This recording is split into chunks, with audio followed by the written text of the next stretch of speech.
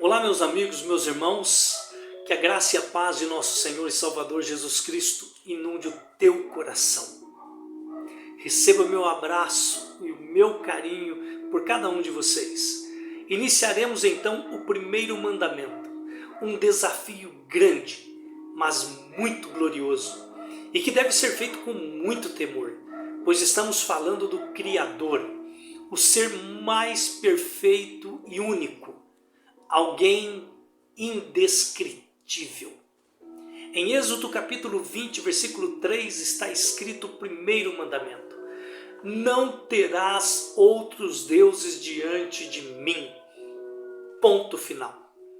Deus aqui foi taxativo, sem chance de escolha.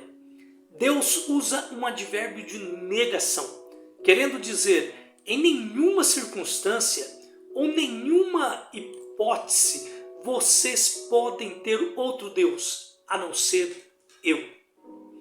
Isso não era um pedido, mas sim uma exigência.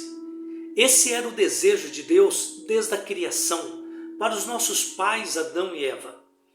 Deus já tinha implantado neles o que era certo e o que era errado, o seu caráter, a sua moral.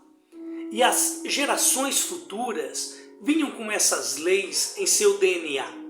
Ou seja, todo ser humano em todos os lugares nesta terra sabem diferenciar entre o certo e o errado, entre o bom e o mal.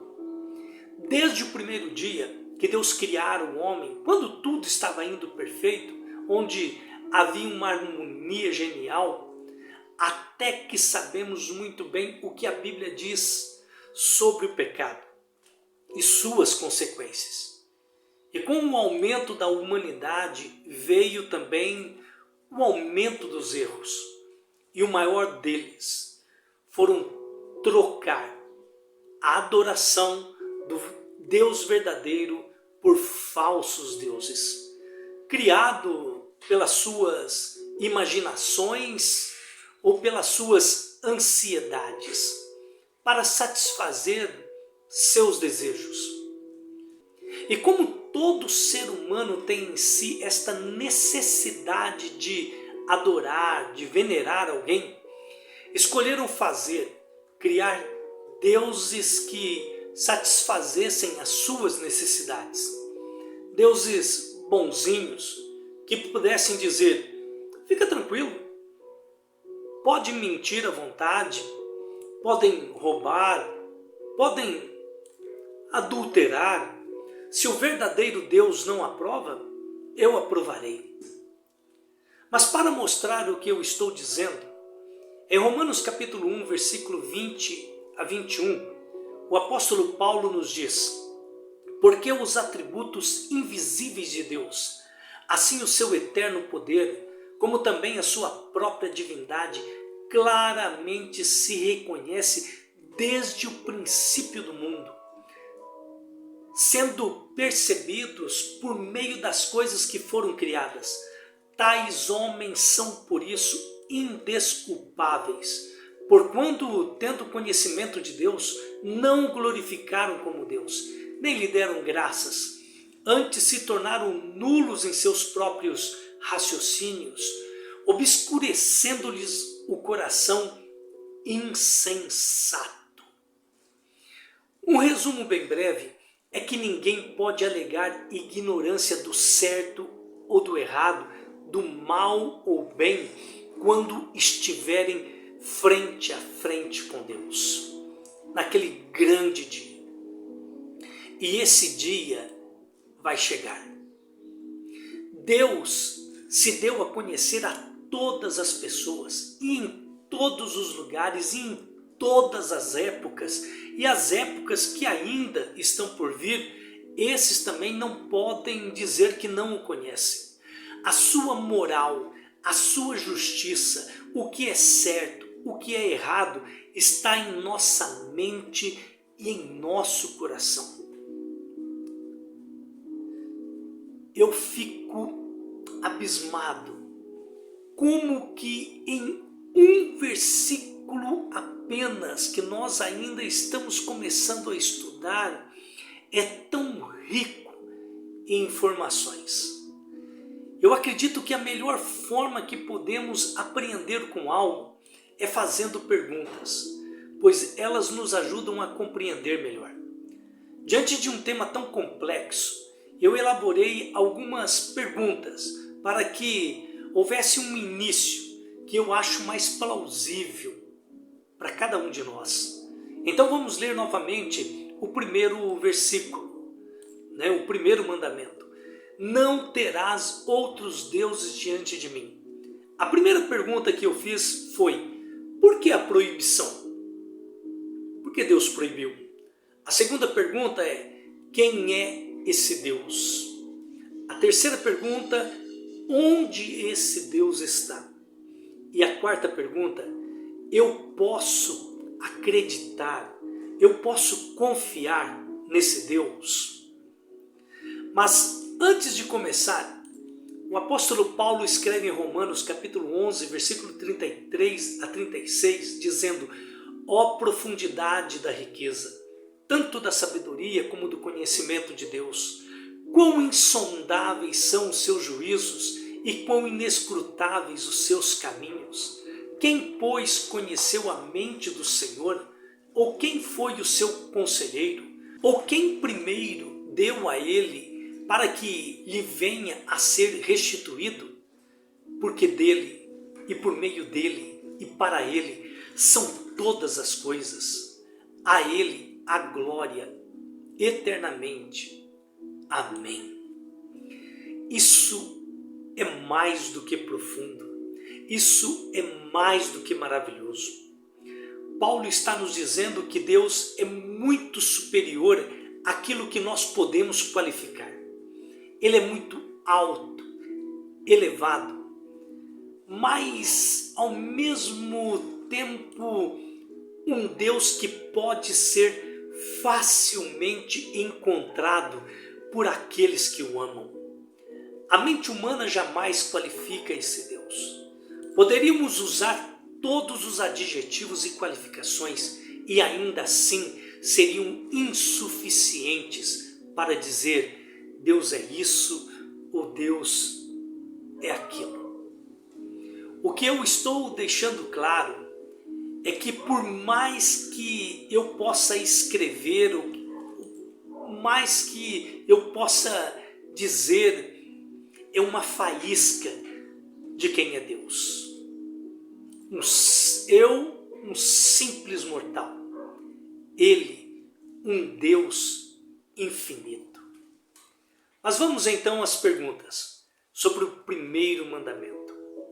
A primeira pergunta, como eu disse, por que a proibição? Por que Deus proibiu que eles tivessem ou fizessem outros deuses?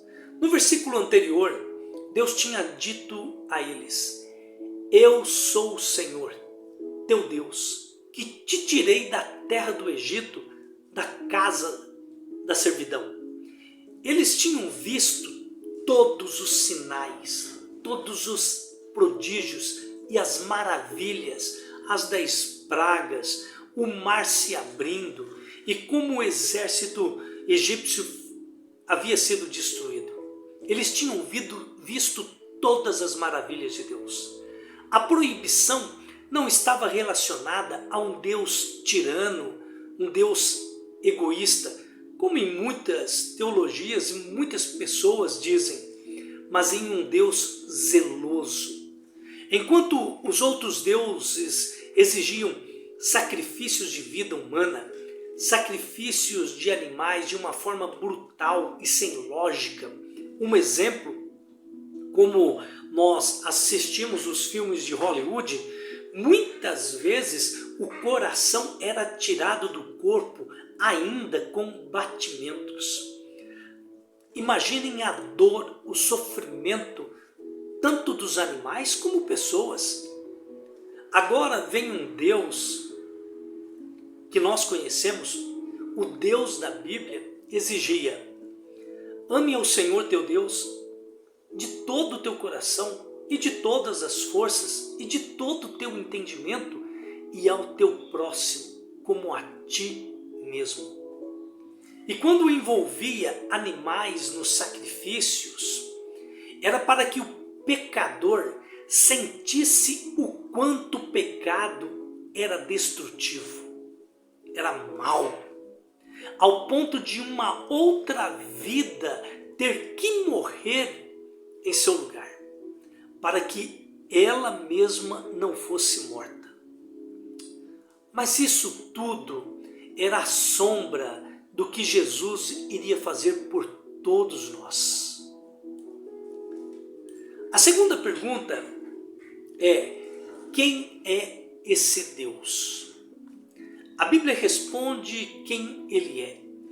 No primeiro versículo da própria Bíblia, em Gênesis capítulo 1, versículo 1, está escrito: no princípio criou Deus o céu e a terra.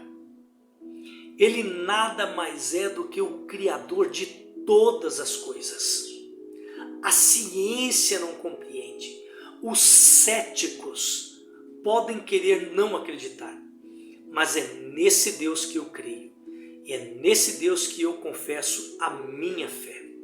E comigo, milhões e milhões de pessoas.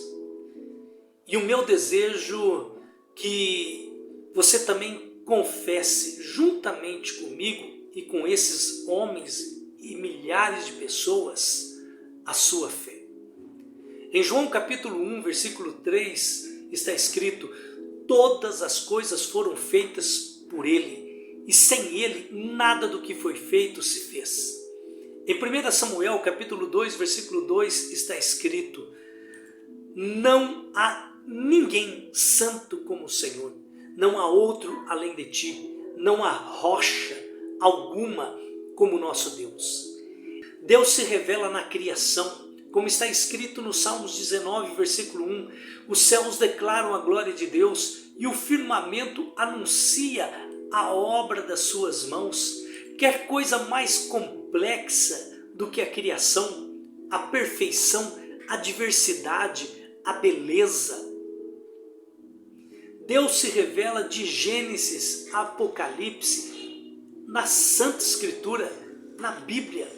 É só você abrir e ler ela, você vai ver Deus em todas as páginas, em todas as letras. Ali está a presença dele. E eu quero te dizer algo nesse momento. Deus está aí, nesse momento, com você. Com você que ouve essa mensagem.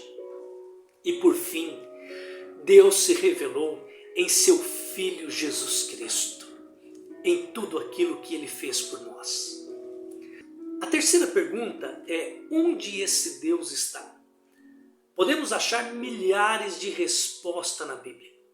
Em 2 Crônicas, capítulo 16, versículo 9, diz: porque quanto ao Senhor, seus olhos passam por toda a terra, para mostrar-se forte para com aqueles cujo coração é perfeito para com Ele. Deus possui vários atributos, mas dentre eles eu quero citar 3 aqui. A primeira, a onipresença. Deus está em todos os lugares. Não há limites de territórios em que Deus não esteja. Segundo, a onisciência de Deus. Deus sabe todas as coisas. E nesse exato momento Ele sabe o que está passando na sua cabeça. Terceiro, que Deus Ele é onipotente. Não há nada que Deus não possa fazer. Deus pode tudo. O Salmo 139, dos versículos 7 ao versículo 10, escrito por Davi, ele diz: para onde me irei do teu espírito? Ou para onde fugirei da tua face? Se subir aos céus, lá tu estás. Se fizer no inferno a minha cama, eis que tu ali estás também. Se tomar as asas da alva, se habitar nas extremidades do mar, até ali a tua mão me guiará, a tua destra me susterá. Esse é o nosso Deus. Não há nada impossível que Ele não possa fazer. Não há nada tão grande que Ele não possa ser maior. Deus é infinitamente mais. Ele sabe tudo da sua vida, sabe os teus problemas, as tuas dificuldades, as tuas necessidades, as tuas alegrias, as tuas vitórias. Então, não há nada que Ele não possa quebrar, não há nada que Ele não possa fazer por você. Creia somente. A quarta pergunta, e eu concluo aqui essa mensagem, esse primeiro mandamento. Eu posso acreditar, eu posso confiar nele. Olhe as respostas anteriores e eu te pergunto, como não crer em Deus? Você que está me ouvindo, esse não é um Deus imaginário e muito menos um Deus mítico, mas um Deus real. Eu não estou aqui para fazer uma lavagem cerebral em você, para você crer nas minhas palavras. Mas eu lhe faço um apelo que está em Romanos capítulo 10, versículo 9. Se com a tua boca confessares ao Senhor Jesus e em teu coração creres que Deus o ressuscitou dentre os mortos, Jesus, você será salvo. Por favor, aceite-o hoje, agora. Em Salmos capítulo 9, versículo 10, diz: os que conhecem o teu nome confiam em ti, pois tu, Senhor, jamais abandonas os que te buscam. Eu concluo agora eu encerro realmente com Hebreus capítulo 11, versículo 1, que diz: a fé mostra a realidade daquilo que esperamos. Ela nos dá a convicção de coisas que não vemos. Tenha fé. O combustível que me faz crer, o combustível que me faz levar essas mensagens se chama fé. Mas calma, esse é o primeiro mandamento, ainda faltam 9. Que o Senhor te abençoe e te guarde, que o Senhor resplandeça o rosto sobre ti e tenha misericórdia de ti, que o Senhor sobre ti levante o rosto e te dê a paz. Deus te abençoe.